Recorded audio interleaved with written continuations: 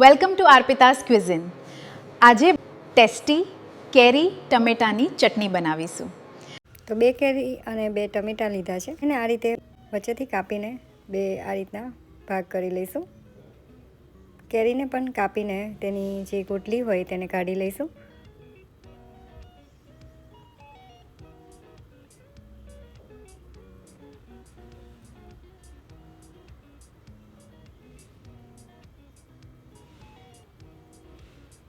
અને ગેસ ઉપર એક કઢાઈ રાખી દઈશું. તેમાં 1 ચમચી જેટલું ઓઇલ એડ કરીશું.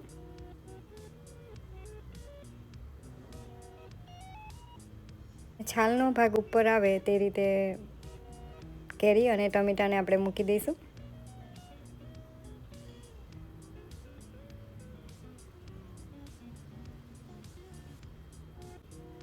દસેક કળી જેટલું લસણ એડ કરીશું અને 2 થી 3 જેટલા મરચાં એડ કરવાના છે. તો જેવું તીખું ખાતા હોય તે રીતના આપણે મરચાં એડ કરવાના. તો ચટણી તો આપણે ઘણી બધી બનાવતા હોઈએ છીએ, પણ આ રીતે ચટણી બનાવીને તમે ખાશો ખૂબ જ ટેસ્ટી લાગે છે અને વારંવાર બનાવવાનું મન થશે. તો તેને ઢાંકીને આપણે 2 થી 3 મિનિટ માટે થવા દઈશું. તો ચેક કરી લઈશું.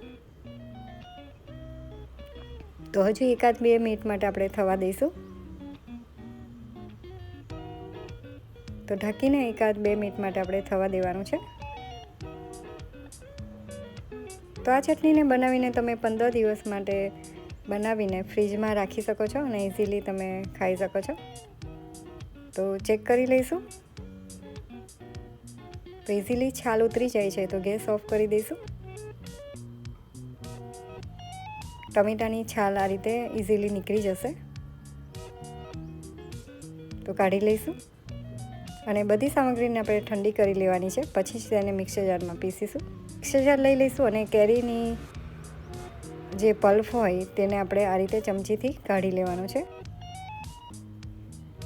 અને ટમેટાં, લસણ અને મરચાંને આ રીતે અંદર એડ કરી દઈશું.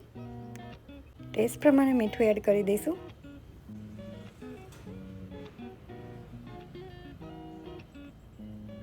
એક કપ જેટલી કોથમીર એડ કરીશું.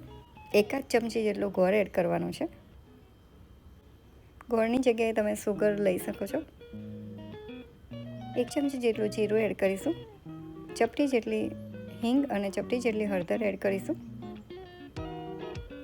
1 ચમચી ધાણા જીરું પાવડર એડ કરીશું અને બધી સામગ્રીને આપણે મિક્સર જારમાં અધકચરી આવી પીસી લેવાની છે. આ રીતની અધકચરી આપણે પીસવાની છે.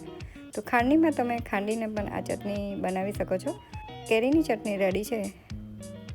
તો આ ચટણીને તમે રોટલી પરોઠા સાથે ખાઈ શકો છો. તો તમને આ રેસીપી કેવી લાગી પ્લીઝ લાઇક કરજો, શેર કરજો અને કમેન્ટ બોક્સમાં મને જરૂરથી જણાવજો. રેસીપી ગમે તો વધારેમાં વધારે શેર કરજો.